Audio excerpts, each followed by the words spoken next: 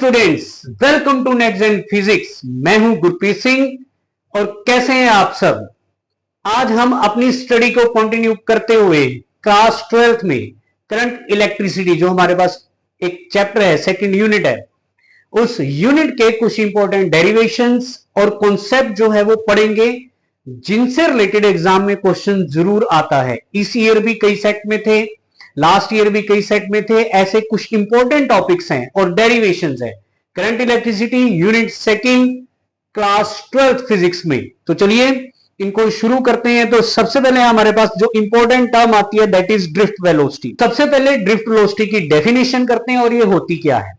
अब drift velocity क्या होता है, जैसे हमारे पास एक कंडक्टर है, कंडक्टर को जब हम करंट देते हैं, करंट का सोर्स होता है कोई ना कोई, तो यहां पे करंट का जो सोर्स होगा ये एक डायरेक्ट करंट होगा जो एक सेल से आता है, यहां एक बैटरी से आ सकता है। तो एक सेल है जिसका एक नेगेटिव टर्मिनल होता है, एक पॉजिटिव टर्मिनल होता है। हमने नेगेटिव और पॉजिटिव टर्मिनल को एक कंडक्टर के दोनों एंड पे जो है वो कनेक्ट कर दिया है। तो करंट फ्लो करेगा from the positive terminal of the cell to its negative terminal through the conductor. लेकिन जो इलेक्ट्रॉन होते हैं बीइंग ए नेगेटिव चार्ज, जो नेगेटिव टर्मिनल से पॉजिटिव टर्मिनल की तरफ जाते हैं, करंट जाएगा पॉजिटिव से नेगेटिव, इलेक्ट्रॉन जाएंगे नेगेटिव से पॉजिटिव, और उनका जो मोशन होता है वो कुछ इस तरह से होता है। थोड़ा ध्यान देना, क्योंकि इसको ड्रिफ्ट वेलोसिटी क्यों कहा जाता है, इसके पीछे भी एक कारण है। जो इलेक्ट्रॉन होता है जब वो मूव करता है, एक इलेक्ट्रॉन जब मूव किया तो रास्ते में आने वाले दूसरे इलेक्ट्रॉन से टकराया, उसके बाद उसका पाथ फिर चेंज हुआ, फिर वो टकराया, पाथ फिर चेंज हुआ, टकराया, पाथ चेंज हुआ। तो रास्ते में जाते हुए पहले वो जब किसी एक इलेक्ट्रॉन से कोलाइड हुआ, फिर गया मोशन में, फिर कोलाइड हुआ, फिर गया मोशन में, फिर कोलाइड हुआ, तो इस तरह के मोशन को ड्रिफ्ट मोशन कहा जाता है। और यहां पे जो इनकी इस तरह के मोशन की जो एवरेज वेलोसिटी हम निकाल लेते हैं, उस एवरेज वेलोसिटी को ड्रिफ्ट वेलोसिटी कहा जाता है। ठीक है जी। तो ड्रिफ्ट वेलोसिटी एवरेज वेलोसिटी होती है इलेक्ट्रॉन्स की एक कंडक्टर के अंदर due to applied potential difference under the influence of external electric field. तो अब हमें इस ड्रिफ्ट वेलोसिटी का एक्सप्रेशन निकालना है, उसके लिए एवरेज वेलोसिटी लेनी पड़ेगी। तो एवरेज वेलोसिटी में हमने लिया ड्रिफ्ट वेलोसिटी को vd, n number of electrons हमारे पास है यहाँ पे, तो हर एक की वेलोसिटी, एक की v1, v2, vn, ऐसे उसका एवरेज ले लिया। उसके बाद मैंने फर्स्ट इक्वेशन ऑफ मोशन को यहाँ पे यूज किया है, जो हमारे पास होता है v equal to u plus a t. लेकिन यहाँ पे t की जगह एक मैंने अलग से टर्म का यूज किया हुआ है, जो बुक्स में यही यूज होती है, दैट इज टो। और ये टो क्या होता है, हमने इसको लिया टाइम की जगह है, लेकिन ये टो क्यों आया, इस वजह क्या कारण है इसके पीछे, वो हम करेंगे। ठीक है ना। तो हमने v1 की जगह भी यूज किया यहाँ पे u1 plus A to one, v2 की जगह यूज किया u2 plus A to to, ऐसे ही vn की जगह यूज किया। अब इसमें से जो इनिशियल एवरेज वेलोसिटी है उन सबको हम एक तरफ ले लेते हैं, u1 u2 up to un को। इनिशियल एवरेज वेलोसिटी को मैंने एक तरफ ले लिया है। एक्सेलरेशन को वाला जो था पार्ट, एक्सेलरेशन कॉमन है क्योंकि सब सारे के सारे जो इलेक्ट्रॉन्स हैं वो एक ही इलेक्ट्रिक फील्ड के कारण जो है वो मूव कर रहे हैं, एक ही इलेक्ट्रिक फील्ड रिस्पॉन्सिबल है फॉर देयर ड्रिफ्ट मोशन, इस वजह से एक्सेलरेशन सबकी कॉमन है। तो ए कॉमन आ गया यहाँ पे, और ऐसे ही मीन रिलैक्सेशन, मीन टाइम जो है मैंने यहाँ पे ले लिया है, tau one plus tau two, इस तरह से टो एन तक, ये मीन टाइम मैंने यहाँ पे ले लिया, एवरेज टाइम यू कैन से। और vd इक्वल्स टू, अब जो इनिशियल एवरेज वेलोसिटी है सारे इलेक्ट्रॉन्स की वो जीरो आएगी, क्योंकि under the influence of external electric field वो ड्रिफ्ट मोशन में आते हैं, इस वजह से उनकी जो एवरेज इनिशियल वेलोसिटी होगी वो जीरो हो जाएगी यहाँ पे। तो उसके बाद ए, और ये जो टो मैंने यहाँ पे लिया दैट इज मीन टाइम। और ये जो टो होता है ये कौन सा टाइम है, this is known age relaxation time. इसको रिलैक्सेशन टाइम क्यों बोला जाता है, जब इलेक्ट्रॉन कोलाइड करता है तो between any two successive collision, between any two successive collision, यहाँ पे जो टाइम लगा, यहाँ पे जो टाइम लगा, यहाँ पे between any two successive collision जो टाइम होता है उसको रिलैक्सेशन टाइम बोला जाता है। और यहाँ पे जो मैंने लिया वो सबका एवरेज है, that is why it is known as average relaxation time. ठीक है जी। उसके बाद अब ये वैसे फॉर्मूला बन गया लेकिन एक्सेलरेशन की फॉर्म में बन गया। अब हमने एक्सेलरेशन पुट करनी है, तो F equals to m a लिया, यहाँ पे F equals to minus e into capital E लिया है, which is the force on a charge due to external electric field. F equals to Q E, इसका formula होता है, यहाँ पे क्यों की जगह चार्ज जो है वो इलेक्ट्रॉन है, इस वजह से माइनस ई लिया है। दोनों के इक्वल पुट करेंगे, ए की वैल्यू आएगी। इस ए की वैल्यू को आपने ड्रिफ्ट वेलोसिटी का जो ऊपर फॉर्मूला बना था vd equals to a tau वाला उसमें आपने पुट कर देना है, तो एक्सप्रेशन बना हमारे पास ये। लेकिन ये वेक्टर फॉर्म में है, इस वजह से यहाँ पे नेगेटिव आ रहा है, माइनस आ रहा है चार्ज इलेक्ट्रॉन के साथ। अगर हम इसको मैग्नीट्यूड में ले लेते हैं तो माइनस खत्म हो जाएगा, और ड्रिफ्ट वेलोसिटी का फॉर्मूला ये बन गया small e capital E tau by m, where capital E represent electric field, small e electron का चार्ज होता है, स्मॉल एम इलेक्ट्रॉन का मास होता है, और जो टो है that is known as average relaxation time. उसके बाद रिलैक्सेशन टाइम की डेफिनेशन आ जाती है, मैंने आपको बता दी थी अभी। Between any two successive collision जो टाइम लिया जाता है उसको रिलैक्सेशन टाइम बोला जाता है। नेक्स्ट एक टर्म है, समटाइम इसकी डेफिनेशन आ जाती है, इसके यूनिट्स पूछे जा सकते हैं एग्जाम में। It is known as mobility and it is given by the ratio of drift velocity and electric field. Drift velocity और इलेक्ट्रिक फील्ड की रेशियो होती है, इसको म्यू से नोट किया जाता है। वैल्यू पुट कर देंगे वीडी की, कैंसिल होने के बाद ये बनेगा, और इसका जो ऐसा यूनिट होता है इस फॉर्मूला से हमने बनाना है वीडी बाई ई से। तो वीडी का मीटर पर सेकंड होता है, इलेक्ट्रिक फील्ड का न्यूटन पर कूलम होता है, तो वहां से इसके ये बन जाएंगे यूनिट। और एक और बात जो यहां पे आपको याद रखनी है, यहां पे जो वोल्ट है, वोल्ट को यूज किया गया है एज ए यूनिट, ये बन जाएगा हमारे पास मीटर स्क्वायर वोल्ट पर सेकंड, मीटर स्क्वायर पर वोल्ट पर सेकंड, ये भी एक इसका एक अलग से यूनिट है। ठीक है जी। उसके बाद आगे चलें, और ये कहां से आता है आप ये याद रख लें, ये कहां से आएगा, क्योंकि इलेक्ट्रिक फील्ड का एक फॉर्मूला होता है V बाय एल, तो उसका फॉर्मूला बन जाता है ये वोल्ट डिवाइडेड बाय मीटर, तो V बाय एम से भी इसके यूनिट बन सकते हैं, जो ये सेकंड वाली यूनिट है यहां से आएंगे। उसके बाद नेक्स्ट एक important derivation, relation between current and drift velocity, ये यूज बहुत ज्यादा होता है इस चैप्टर का। ये एक ऐसा फॉर्मूला यहां से बनता है, एक ऐसा रिलेशन बनता है जो बड़े ना अलग अलग तरह के जो आगे टॉपिक्स आएंगे, आगे चाहे कोई न्यूमेरिकल्स आ जाएं, उन सब के अंदर ये यूज होता है कहीं ना कहीं, और इसी से ही कई सारे फॉर्मूला आगे बनते हैं, ये आपने याद रखना है। तो यहां पे कंडक्टर लिया हमने, इसकी लेंथ L ले ली, इसका area of cross section A ले लिया, करंट इसको दिया। अब करंट पॉजिटिव से नेगेटिव जाएगा सेल के टर्मिनल पे, लेकिन जो इलेक्ट्रॉन है वो नेगेटिव से पॉजिटिव जाएंगे एक वेलोसिटी के साथ जो उनकी एवरेज वेलोसिटी होती है, और जिसको ड्रिफ्ट वेलोसिटी कहा जाता है। ठीक है जी। तो करंट का formula I equals to Q by T हो गया। यहां पे जो n है, अब स्मॉल n जो है वो आपको क्या याद रखना है, अब इस चैप्टर में n is known as number of electrons per unit volume. Small n जो होता है number of electrons per unit volume होता है। हम यहां से नंबर ऑफ इलेक्ट्रॉन्स निकालना चाहते हैं, क्योंकि हमारे पास एक फॉर्मूला था फर्स्ट यूनिट के अंदर that Q equals to n e होता है, वहां पे n नंबर ऑफ इलेक्ट्रॉन्स होते हैं जो अलग अलग जगह किसी ऑब्जेक्ट के ऊपर या कहीं पे अलग अलग जगह पड़े होते हैं। तो टोटल चार्ज निकालने के लिए नंबर ऑफ इलेक्ट्रॉन्स को इलेक्ट्रॉन के चार्ज से मल्टीप्लाई करना पड़ता है, यानी कि Q equals to n e लेना पड़ता है आपको। n नंबर ऑफ इलेक्ट्रॉन्स होता है, लेकिन जब एक कंडक्टर की बात होती है तो उसके नंबर ऑफ इलेक्ट्रॉन्स कैसे आते हैं वो आप याद रखें।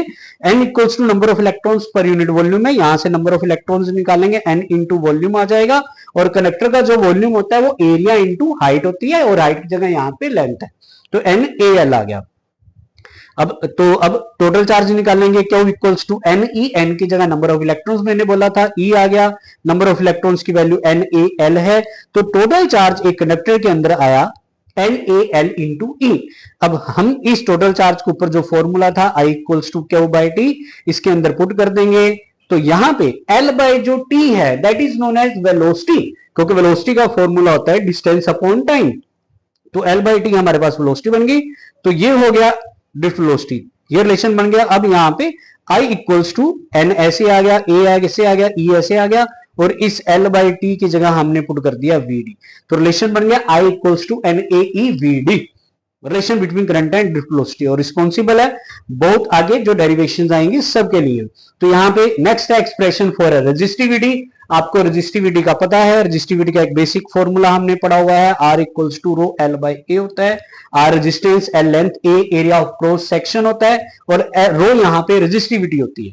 तो रिलेशन यूज करेंगे, सबसे पहले I इक्वल्स टू ANEVD, ये यूज किया, VD की वैल्यू पुट की, सोल्व किया, उसके बाद इस E को इलेक्ट्रिक फील्ड यहां पे जो होगा that is V by L, कई जगह यूज होता है पोटेंशियल अपॉन डिस्टेंस, ठीक है, इसको यूज कर दिया। After that V by I एक तरफ ले गए ताकि उसको रेजिस्टेंस बना सके, क्योंकि रो तक मुझे पहुंचना है, उसका एक्सप्रेशन निकालना है, R बन गया, और R की जगह rho L by A put कर दिया, L से L कैंसल, A से A कैंसल, इस तरह से। तो रो का एक्सप्रेशन बना rho equals to M upon N E square tau.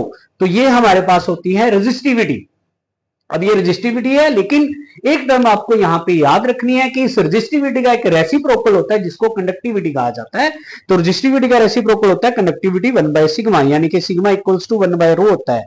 तो जब रो का ये वैल्यू हम पुट करेंगे उसके अंदर m, तो n e square tau by m, ये जो वैल्यू बनेगी ये सिग्मा की बनेगी, आप याद रखें, आगे इसको यूज होना है। उसके बाद next topic that is current density, quite important term है, बहुत ज्यादा यूज होती है इस चैप्टर के अंदर। Current density is denoted bye J, और इसका जो डेफिनेशन होती है करंट पर यूनिट एरिया होता है, formula J equals to I/A। हमें पता है करंट एक स्केलर क्वांटिटी होती है, लेकिन J जो है वो एक वेक्टर क्वांटिटी होती है। सम टाइम बुक्स के अंदर ऐसा भी लिखा जाता है जो करंट होता है that is a dot product of J and area vector. J हमारे पास करंट डेंसिटी है और A वेक्टर एरिया वेक्टर को रिप्रेजेंट करता है, और हमें पता है एरिया वेक्टर जो मतलब नॉर्मल होता है वो एरिया वेक्टर होता है किसी एरिया के ऊपर। ठीक है जी, तो ये हो गया यहां पे J इक्वल्स टू I/A, यहां से ऐसे unit ampere per metre square, और ये वेक्टर क्वांटिटी होती है। अब ये एक इंपॉर्टेंट रिलेशन है, बहुत बार एग्जाम के अंदर आ चुका है। ये एक रिलेशन है between J, sigma and E। J current density है, सिग्मा मैंने अभी आपको बताया वो कंडक्टिविटी होता है, और कैपिटल E इलेक्ट्रिक फील्ड होता है। इसको vector form of Ohm's law भी बोल दिया जाता है, microscopic form of Ohm's law भी बोल दिया जाता है, ये दोनों इसके नाम हैं। तो इसका फॉर्मूला बना J इक्वल्स टू I/A से स्टार्ट किया जाएगा, I की वैल्यू पुट करेंगे, A से A कैंसिल हो जाएगा। फिर उसके बाद J equals to NEVD, relation बन गया between current density and drift velocity. Conceptual question के अंदर इस तरह के रिलेशन आपके पास बहुत ज्यादा यूज होते हैं, बड़े अच्छे से इनको माइंड में रखना है आपने।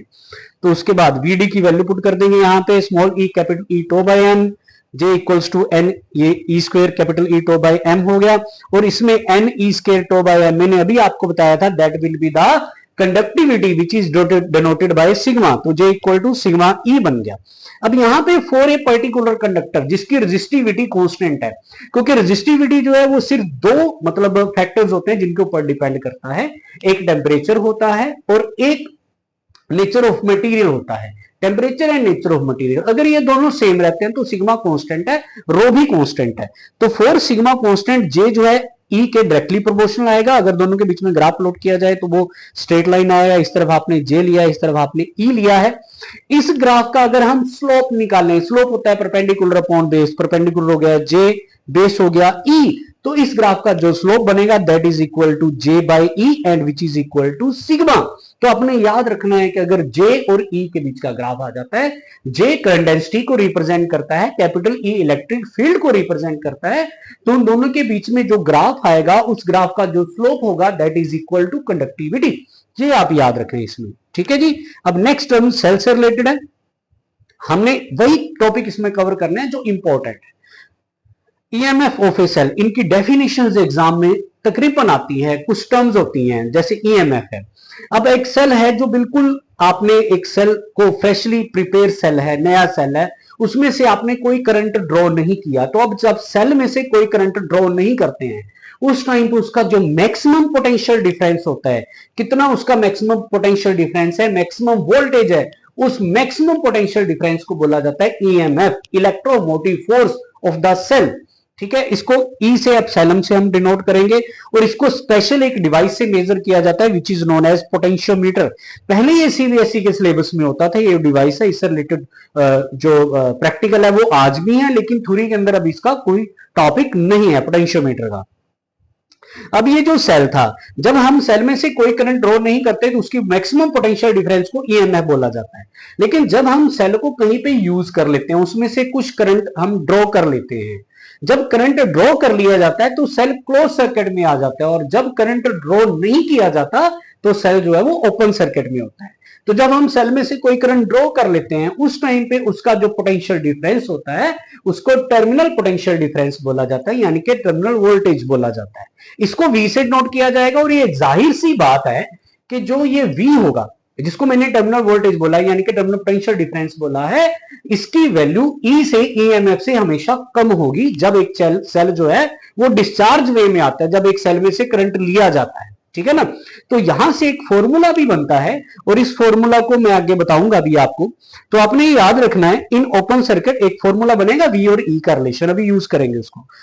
तो in open circuit V equals to E होता है, और टर्मिनल वोल्टेज जो मेजर की जाती है that is measure by volt meter, मतलब जो वोल्ट मीटर है जब उसको सेल के साथ लगाया जाएगा वो उसका ईएमएफ नहीं बताएगा, वो उसका टर्मिनल पोटेंशियल डिफरेंस बताएगा। अभी मैंने डेफिनेशन के साथ एक और जो एक्स्ट्रा एक पॉइंट बताया कि इसको किससे मेजर किया जाता है, ये इन दोनों के डिफरेंस में आता है। एग्जाम के अंदर इनका डिफरेंस भी आया हुआ है, एक बार डेफिनेशन तो इनकी पूछी ही जाती है तकरीबन, लेकिन डिफरेंस भी आया हुआ है कि ईएमएफ और टर्मिनल पोटेंशियल डिफरेंस में दो डिफरेंस बताएं। तो इस तरह से आप दो डिफरेंस बता सकते हैं कि उनकी डेफिनेशन हो जाएगी और एक उनके मेजरमेंट का डिवाइस हो जाएगा कि उनको कैसे मेजर किया जाता है। ठीक है जी। उसके बाद अब ये इंपॉर्टेंट टर्म है एक सेल से रिलेटेड, क्योंकि सेल से रिलेटेड उसका ईएमएफ, उसका टर्मिनल वोल्टेज और ये थर्ड टर्म, इनके रिलेशन बहुत ज्यादा इंपॉर्टेंट है, जो न्यूमेरिकली भी कॉन्सेप्चुअल क्वेश्चन में भी यूज होता है। तो सेल की इंटरनल रेजिस्टेंस, एक सेल के अंदर होता क्या है, सेल के अंदर एक इलेक्ट्रोड होता है, मतलब एक पॉजिटिव इलेक्ट्रोड, एक नेगेटिव इलेक्ट्रोड है और इलेक्ट्रोलाइट है। तो बेसिकली जो इलेक्ट्रोलाइट है सेल का, वो कितनी रेजिस्टेंस ऑफर करेगा जब करंट फ्लो हो रहा है सेल में से, that resistance of that internal material of the cell, जो इलेक्ट्रोलाइट है उसके अंदर, that is known as internal resistance of the cell. इसको स्मॉल आर से नोट किया जाता है। ठीक है। और इसके कुछ फैक्टर्स हैं, अब ये भी इंपॉर्टेंट फैक्टर्स हैं, कई बार एग्जाम में कोई एक आधा फैक्टर पूछा जाता है। पहला, it is directly proportional to the concentration of the electrolyte. जो इलेक्ट्रोलाइट की कंसंट्रेशन है अगर वो बढ़ती जाएगी, जैसे जैसे हम सेल को यूज करते जाते हैं, तो उसका जो उसके जो डाइल्यूट वाला फॉर्म होता है, डाइल्यूट उसको किया जाता है उसके अंदर वाटर को मिलाकर, जो एसिड वाली बैटरीज होती हैं उनके अंदर वाटर को मिलाकर उसको डाइल्यूट किया जाता है। तो जैसे जैसे हम बैटरीज को यूज करते हैं तो उनकी जो वाटर वेपर बनके उसमें से धीरे धीरे चार्जिंग के टाइम निकलते रहते हैं, उनकी कंसंट्रेशन जो है वो इंक्रीज हो जाती है। इस वजह से हम थोड़े समय बाद, 6 मंथ बाद, 1 ईयर बाद, या कभी भी उनके अंदर से फिर से वाटर जो है वो डालते हैं। स्पेशली जो बैटरी वाला वाटर होता है आमतौर पे शॉप्स के अंदर मिलता है, इसके उसका डाइल्यूट फॉर्म बना रहता है और उसके अंदर आयंस जो है वो बनते रहते हैं प्रॉपर। उसकी कंसंट्रेशन अगर इंक्रीज हो जाएगी, इंटरनल रेजिस्टेंस इंक्रीज हो जाएगी, तो उसकी चार्जिंग प्रॉपर नहीं हो पाएगी। ठीक है। उसके बाद it is directly proportional to the distance between two electrodes. अगर इलेक्ट्रोड्स के बीच का डिस्टेंस इंक्रीज होता जाएगा तो इंटरनल रेजिस्टेंस भी इंक्रीज होती जाएगी, आपको याद रखना है। और third, it increases with the decrease in the temperature of the electrolyte, यानी कि जो एक बैटरी का या सेल का एक टेम्परेचर है वो मेंटेन होना चाहिए। अगर वो टेम्परेचर उससे बिलो हो जाएगा, गिर जाएगा, तो रेजिस्टेंस जो है वो इंक्रीज हो जाएगी। ठीक है। तो ये जो 3 फैक्टर है वो आपको याद रखने हैं। उसके बाद next, these are again important topics, characteristics curve of a cell. अब एक सेल की कुछ कैरेक्टरिस्टिक्स कर्व है। एक सेल से रिलेटेड जो मैंने 3 टर्म आपको बताई हैं, उनका जो आपस में रिलेशन बनता है, एक रिलेशन ये बनता है V equals to E minus I R. यहां पे V टर्मिनल वोल्टेज को रिप्रेजेंट कर रहा है, E EMF को रिप्रेजेंट कर रहा है, I करंट को, और स्मॉल r जो है that is internal resistance of a cell, उसको रिप्रेजेंट कर रहा है। एक और रिलेशन भी बन जाता है इनका, R equals to E minus V divided by B। ठीक है। ये रिलेशन भी बन जाता है इस तरह से। तो रिलेशन यूज हो सकते हैं अलग अलग तरीके से, लेकिन जो सबसे ज्यादा यूज होता है वो ये वाला होता है, V equals to E minus I R, इसका यूज करेंगे। तो characteristics curve of a cell क्या है, हम ग्राफ देखेंगे। यहां पे कुछ ग्राफ है। सबसे पहले एक ग्राफ है, ये सेल के लिए ग्राफ है, आपको ये याद रखना है, ये आम कंडक्टर के लिए नहीं है। ठीक है। तो सेल के लिए सबसे पहले ग्राफ है between E and capital R. Capital are external resistance होती है बेटा, जो एक सेल के साथ लगाई जाती है। सेल में से करंट ड्रॉप जब किया जाता है, जैसे सपोज हमारे पास कोई बल्ब है, कोई एलईडी बल्ब है, इस एलईडी बल्ब को हम एक सेल के साथ लगा देते हैं, तो उस एलईडी बल्ब की जो रेजिस्टेंस होगी that is responsible for the draw of the current from the cell. तो कैपिटल आर जो है वो उस एलईडी की रेजिस्टेंस होगी। ठीक है। जो स्मॉल आर है वो सेल की इंटरनल रेजिस्टेंस है। कैपिटल आर वो एक तरह से कह लो बैटरी के साथ लगाया हुआ कोई भी एक डिवाइस है जो बैटरी में से या सेल में से करंट ले रहा है, वो उस डिवाइस की जो रेजिस्टेंस होगी वो कैपिटल आर होगी, उसको एक्सटर्नल रेजिस्टेंस बोला जाएगा। तो एक्सटर्नल रेजिस्टेंस का ईएमएफ के ऊपर कोई लेना देना नहीं है, क्योंकि ईएमएफ तब यूज होता है जब हम सेल में से कोई करंट ही नहीं ले रहे। जब सेल ओपन सर्किट में है, सेल में से कोई करंट लिया ही नहीं जा रहा, तो कैपिटल आर का तो कोई यूज ही नहीं है, क्योंकि capital R is responsible for the draw of the current. तो ई और आर इंडिपेंडेंट है, इस वजह से आर के इंक्रीज होने से ई के ऊपर कोई इफेक्ट नहीं होता। E is dependent of R, capital R. ठीक है। अब ये है रेजिस्टेंस का कैपिटल आर जो एक्सटर्नल रेजिस्टेंस जिसमें से करंट लेना है, उसका वी के साथ, वी इज टर्मिनल वोल्टेज, उसके साथ रिलेशन है। तो उसका जो ग्राफ है वो कुछ इस तरह से आता है। और ये ग्राफ को अगर हम फॉर्मूला देखना चाहें कि किस फॉर्मूला के अकॉर्डिंग ये चल रहा है, देखें जब जीरो है, जीरो पे जो मैक्सिमम वी की वैल्यू मैक्सिमम है वो ई है, और जैसे जैसे हम रेजिस्टेंस को ले रहे हैं, इंक्रीज कर रहे हैं कैपिटल आर को इस तरफ, जो वोल्टेज है ईएमएफ वो डिक्रीज होनी स्टार्ट होगी जैसे जैसे कैपिटल आर को इंक्रीज किया जा रहा है। ठीक है, तो जब स्मॉल आर कैपिटल आर के इक्वल हो जाता है, internal resistance becomes equal to external resistance, तो जो ईएमएफ है V जो है that becomes equal to E/2, ये आपको याद रखना है। ठीक है जी, तो ये एक अब आगे रिलेशन बना, जैसे एक और जो रिलेशन यहाँ पे ना, जो ये रिलेशन था V equals to E minus I R, यहाँ पे इस I की वैल्यू एक और जगह से आती है, it is the formula for the current drawn from the cell. तो ये ऐसे होता है I equals to E upon capital R plus small r, ये फॉर्मूला भी आप याद रखें। ठीक है, यूज हो रहा है।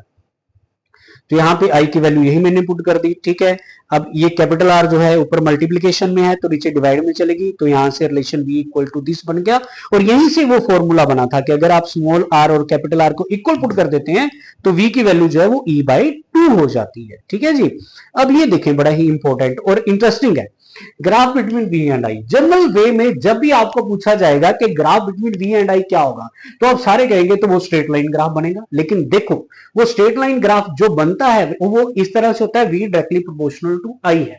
ये भी स्ट्रेट लाइन ग्राफ है, लेकिन वो कंडक्टर के लिए होता है और ये है एक सेल के लिए, तो उससे अलग है, ये आपको याद रखना है। तो इसमें ये होता है कि जैसे जैसे करंट को इंक्रीज किया जाता है, सेल का जो पोटेंशियल है वो गिरता है। यानी कि जब सेल में से कोई करंट नहीं लिया गया जीरो पे तो E इक्वल्स टू वी होता है, लेकिन जैसे जैसे हम करंट इंक्रीज करते हैं सेल की वोल्टेज गिरती रहती है, तो V equals to E minus I R, इस फॉर्मूला के अकॉर्डिंग हम चले देते हैं। इसको थोड़ा सामने इस तरह से लिख दिया, और ऐसा क्यों लिखा है, क्योंकि मैंने इसको कंपेयर करना है y equals to m x plus c से, जो एक इक्वेशन होती है to represent the straight line equation according to mathematics. Mathematics के अंदर ये स्ट्रेट लाइन इक्वेशन होती है, ये y एक्सिस पे जो टर्म होती है उसको रिप्रेजेंट करता है, x एक्सिस पे जो टर्म होती है उसको रिप्रेजेंट कर रहा है यहाँ पे, और ये कॉन्स्टेंट होता है, c इंटरसेप्ट होता है जहां पे ग्राफ जो है वो आकर मिल रहा होता है, कॉन्स्टेंट होता है। ठीक है, जहां पे सी वो पॉइंट था जहां से ई स्टार्ट हो रहा था, you can say intercept on Y axis, ये वाला पॉइंट होता है। ठीक है, तो यहां से ये पता चला जो स्मॉल एम था वो माइनस आर के इक्वल आया है। जो स्मॉल एम होता है that is according to this equation is slope of graph. इस इक्वेशन के according y equals to m x plus c के अकॉर्डिंग m जो होता है वो ग्राफ का स्लोप होता है, तो m equals to minus R आ गया। इसका मतलब इस ग्राफ का जो स्लोप होगा which is between v and i for a cell that is equal to the internal resistance of the cell. मतलब इस ग्राफ से अगर हमने इंटरनल रेजिस्टेंस फाइंड करनी है तो हम इस ग्राफ का स्लोप निकालेंगे। उसके बाद नेक्स्ट है हमारे पास कॉम्बिनेशन ऑफ टू सेल्स। अब ये दो सेल्स का कॉम्बिनेशन है और ये दोनों पैरेलल में है। पैरेलल वाला टॉपिक बहुत ज्यादा इंपॉर्टेंट है, सीरीज कॉम्बिनेशन में होता है पर वो ज्यादा यूज नहीं होता है। पैरेलल में दो सेल हैं तो होगा क्या, मतलब हम क्या कहना चाहते हैं कि अगर दो सेल आप पैरेलल में लगाएंगे तो उनका इक्विवेलेंट ईएमएफ कैसे आएगा। दो सेल अगर हम सीरीज में लगाते हैं ना तो उनका इक्विवेलेंट ईएमएफ ऐसे आता है कि दोनों को जस्ट ऐड कर दिया जाता है। उनकी इक्विवेलेंट इंटरनल रेजिस्टेंस ऐसे आती है कि जस्ट दोनों को ऐड कर दिया जाता है, सिंपली ऐड हो जाते हैं। जैसे अगर दो सेल है 2 वोल्ट के, तो अगर मैं सीरीज में लगाऊं तो वो 4 वोल्ट बन जाएगा। ठीक है, एक सेल है 1 वोल्ट का, एक सेल है 3 वोल्ट का, सीरीज में लगाऊं तो वो 4 वोल्ट बन जाएगा, जस्ट ऐड हो जाते हैं, सिंपल। लेकिन पैरेलल में कैसे होता है वो फॉर्मूला अब हम निकालेंगे यहाँ पे, जो इंपॉर्टेंट है। ठीक है, तो यहाँ पे दो सेल है, एक सेल का ईएमएफ E1 है, दूसरे का E2 है, एक की इंटरनल रेजिस्टेंस R1 दूसरे की R2 है, उनको पैरेलल में लगाया है। पैरेलल में जो पोटेंशियल डिफरेंस है वो सेम रहेगा क्योंकि दो सेम पॉइंट के बीच में ये दोनों सेल लगाए जाते हैं अलग अलग। I1 पहले का करंट हो गया, I2 सेकंड का करंट हो गया, ये आपको याद रखना। और जो फॉर्मूला था V equals to E minus I R, इसका हमने यूज करना है, ध्यान से देखें। Potential difference between VA and VB, VA minus VB E1 के लिए अभी फॉर्मूला बताया था वही यूज किया सेल फर्स्ट के लिए, इसको मैंने V लेट कर लिया और यहां से मैंने I1 की वैल्यू निकालनी है। उसके पीछे रीजन है I1 क्यों निकाल रहा हूं, तो वो कुछ इस तरह से बन जाएगा। उसके बाद ऐसे ही I2 की निकाल लेंगे, वो इस तरह से बन जाएगा। और I 1 और I2 को निकालने का मकसद क्या है कि जब दो करंट यहां पे मिलेंगे तो that will become I1 plus I2 which is the total current of the cell. Cell का जो टोटल करंट होगा वो इस तरह से, मतलब अगर हम यहाँ पे एक एक्सटर्नल रेजिस्टेंस लगा देते हैं कैपिटल R, तो उसके अंदर से जो करंट जाएगा that will be I and it is the sum of I1 plus I2। ठीक है, ये आपको याद रखना। तो बस यहां से I1 और I2 की वैल्यू पुट कर देनी है, एडजस्टमेंट करके E1 और E2 को अलग ले लेना है, V को कॉमन लेके R1 और R2 को अलग ले लेना है, यहां से एलसीएम लेके ये इक्वेशन ये बन जाएगी, यहाँ ये एलसीएम आ जाएगा R1 R2, इक्वेशन ये बन जाएगी। अगेन आपको इसको थोड़ा अमेंडमेंट करनी है क्योंकि जो मेन फॉर्मूला हमारे पास चलता है ना वो V equals to E minus I R की फॉर्म में चलता है। तो हम I को इक्वल ले रहे हैं, अभी राइट पे, लेफ्ट पे I चल रहा है, राइट पे कुछ और आ रहे हैं, हमने V को एक तरफ ले लेना ताकि V की फॉर्म में इक्वेशन बने। इस तरह से इक्वेशन बननी चाहिए V equals to E minus I R की फॉर्म में। तो हमने ऐसे किया, V को लेफ्ट पे ले लेंगे, ये I राइट पे आ गया। अब V का जो मल्टीपल है वो राइट साइड के अपॉन में चला जाता है, हमें पता है राइट साइड के जैसे अपॉन में गया, लेकिन जब वो मल्टीप्लाई में जाएगा तो अपोजिट हो जाता है। राइट साइड के अपॉन में है जो सिस्टम, जब वो मल्टीप्लाई में जाएगा तो अपोजिट हो जाएगा। तो R1 R2 ऊपर, R2 प्लस R1 नीचे, तो ये कुछ कैंसिल हो गया, कैंसिल होने के बाद ये बच गया मेरे पास। अब ये दो सेल आप कॉम्बिनेशन में यूज कर रहे हैं तो एज ए वन सेल हम इसको कंसीडर करेंगे।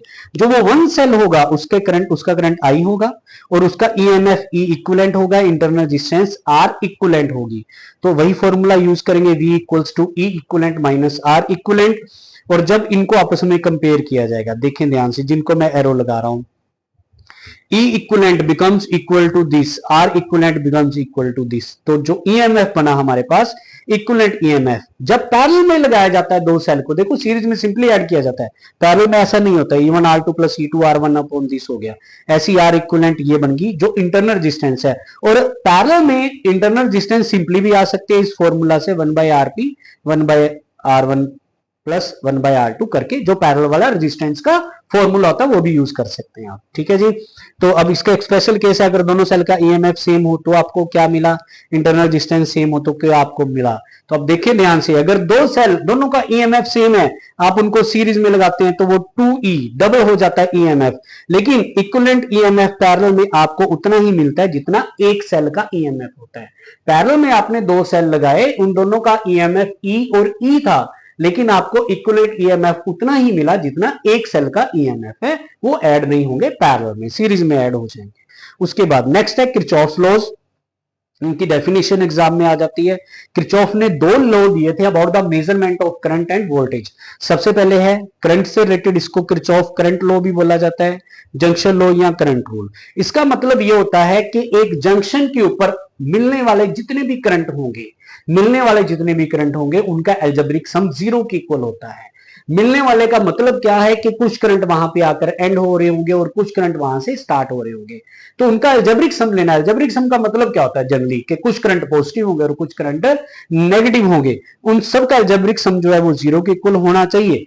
मतलब क्या है कि कुछ करंट पॉजिटिव होंगे, कुछ करंट नेगेटिव होंगे, तो आने वाले करंट को हम नेगेटिव लेते हैं और जाने वाले करंट को हम पॉजिटिव लेते हैं। साइन कन्वेंशन ऐसे ली जाती है।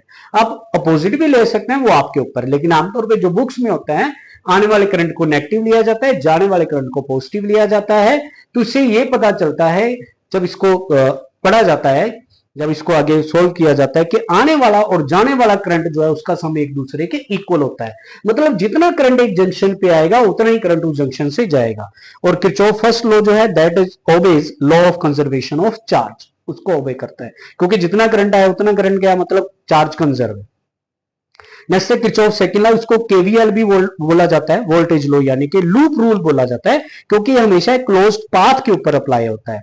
तो इसमें वोल्टेज वाला एंगल आ जाएगा कि it state that the algebraic sum of the changes in potential difference in a closed path is equal to 0। एक क्लोज्ड पाथ के ऊपर जितना भी चेंजेस इन वोल्टेज होगा, चेंजेस इन पोटेंशियल डिफरेंस होगा, उसका जो अलजेब्रिक सम होगा वो 0 के इक्वल होगा। ठीक है। अब आपको थोड़ा यहां पे ध्यान देना है, एक बात और इसमें पढ़ लेते हैं पहले। किरचॉफ सेकंड लॉ जो है that obeys law of conservation of energy. ठीक है जी। जैसे फर्स्ट चार्ज को फॉलो करता है, सेकंड एनर्जी को फॉलो करता है, ओबे करता है, यानी कैसे कह लो। तो अब इसमें जो अभी मैंने बोला चेंजेस इन पोटेंशियल डिफरेंस, उनका अलजेब्रिक सम जीरो के इक्वल होता है। मतलब कुछ जो वोल्टेज है वो पॉजिटिव होनी चाहिए, कुछ वोल्टेज नेगेटिव होनी चाहिए। लेकिन आपको याद कैसे रखना है कि कौन सी वोल्टेज होगी? तो दो तरह की वोल्टेज आपको याद रखनी है जब भी आपके पास एक क्वेश्चन आता है, और स्पेशली इसका न्यूमेरिकल इंपॉर्टेंट है किरचॉफ वोल्टेज लॉ का। तो उसके अंदर ये होता है कि जो आप, एक तो सेल होगा जो वोल्टेज दे रहा है उस सर्किट में, और एक होगी रेजिस्टेंस जिसके अक्रॉस कोई करंट जा रहा होगा उस सेल की वजह से, और उसके अक्रॉस जब करंट जाएगा रेजिस्टेंस के अक्रॉस तो उसके अक्रॉस कुछ वोल्टेज ड्रॉप होती है। दो तरह की वोल्टेज मैंने बताई, एक होगा सेल की वोल्टेज यानी कि ई, जो सेल का ईएमएफ होगा, और दूसरा होगा आई आर, आई करंट जो जाएगा इस सेल की वजह से एक रेजिस्टेंस के अंदर से, तो उस रेजिस्टेंस की वोल्टेज होगी आई आर। तो आपको सर्किट में ये दोनों ढूंढनी होती है, ठीक है, ई भी ढूंढना होता है और आई आर भी ढूंढना होता है। कई जगह ई पॉजिटिव होता है और कई जगह ई नेगेटिव होता है, वो कब होता है वो अभी आगे पढ़ेंगे। और आई आर पॉजिटिव कब होता है, आई आर नेगेटिव कब होता है वो भी आगे पढ़ेंगे, क्योंकि अलजेब्रिक सम में कुछ वोल्टेज पॉजिटिव होनी चाहिए, कुछ नेगेटिव होनी चाहिए। तो ई भी वोल्टेज को रिप्रेजेंट कर रहा है, आई आर भी वोल्टेज को रिप्रेजेंट कर रहा है, लेकिन पॉजिटिव कब होगी नेगेटिव कब होगी वो अभी पढ़ेंगे। तो नेक्स्ट बेटा हमारे पास इंपॉर्टेंट टर्म है विल्सन ब्रिज। ये एक न्यूमेरिकल पॉइंट ऑफ व्यू से भी इंपॉर्टेंट है, एज इट इज भी एग्जाम के अंदर आ जाता है। और इसके अंदर होता क्या है इसका डायग्राम दे लेते हैं पहले, उसके अकॉर्डिंग डेफिनेशन बन जाएगी। विल्सन ब्रिज में आपके पास 4 रेजिस्टेंस कनेक्ट होती हैं with help of a galvanometer, जैसा डायग्राम में दिया होता है। 4 रेजिस्टेंस है P, Q, R and S. इन 4 रेजिस्टेंस को एक गैल्वेनोमीटर के साथ हमने कनेक्ट किया हुआ है कुछ इस तरह से, और साथ में एक सेल भी कनेक्ट है क्योंकि सोर्स तो चाहिए ना जिसने करंट देना है। तो होता क्या है कि ये ब्रिज जो है ये बैलेंस कंडीशन मानी जाती है इसकी। वो बैलेंस कंडीशन ये होती है कि if this galvanometer shows no deflection, अगर ये गैल्वेनोमीटर कोई डिफ्लेक्शन शो ना करे, मतलब इसके अंदर से जाने वाला करंट जो है वो जीरो हो जाए। जो डायग्राम में दिया हुआ है आपको आईजी, वो कहां से अभी मैं आपको बताऊंगा। तो आईजी अगर जीरो हो तो ये ब्रिज जो है वो बैलेंस बोला जाता है, और उस बैलेंस कंडीशन को लिखा जाएगा P upon Q equals to R upon S. Balance condition ये होती है। लेकिन ये आएगी कैसे, अब ध्यान से आपने इसको समझना है। इसमें केवीएल अप्लाई हो रहा है और उसको अप्लाई करके हम देख सकते हैं कि आई आर पॉजिटिव कब आएगा और नेगेटिव कब आएगा। ठीक है जी, देखिए हम यहां से करंट गया था आई, अब जैसे ही आई आया ये 2 पार्ट में डिवाइड हो गया, और इसका एक पार्ट ऊपर से चला गया, इसको मैंने I1 नाम दिया। आई का एक पार्ट I1 ऊपर चला गया, बाकी बचा I माइनस I1, तो वो नीचे की तरफ आ गया। ठीक है जी, ये चलता गया I1 ऊपर, यहां पे पहुंचा B पे। अब B पे जाएगा, फिर ये 2 पार्ट में डिवाइड होगा, इधर भी आएगा इधर भी आएगा। तो जो गैल्वेनोमीटर के अंदर से गया उसको मैंने IG नाम दिया, G स्टैंड्स फॉर गैल्वेनोमीटर, और बाकी जो बचा that is I1 minus IG, क्योंकि पीछे से यहां से I1 आ रहा था, IG इधर चला गया, बाकी बचा I1 माइनस IG, वो क्यू के अंदर से गया। ठीक है, तो इधर से ऊपर से चला आ रहा था IG, और यहां से इधर से चला आ रहा है I माइनस I1, दोनों यहां पे आके ऐड हो जाएंगे, तो करंट बनेगा I minus I1 plus IG, और ये जाएगा यहां पे। तो इधर से करंट आ रहा था I minus I1 plus IG, और ऊपर से करंट आ रहा है यहां से I1 माइनस IG। तो अगर मैं इन दोनों को ऐड करूं तो देखो ध्यान से, ये कैंसिल हो जाएगा, ये भी कैंसिल हो जाएगा, तो बचा क्या I, यानी कि I ही हम दे रहे थे तो, और I ही हमारे पास आ रहा है। तो वही किरचॉफ करंट लॉ भी अप्लाई हो रहा है कि जितना करंट एक जंक्शन पे जाएगा उतना करंट ही आएगा, और हमारा करंट डिस्ट्रीब्यूशन भी सही है, ये भी हमने देख लिया।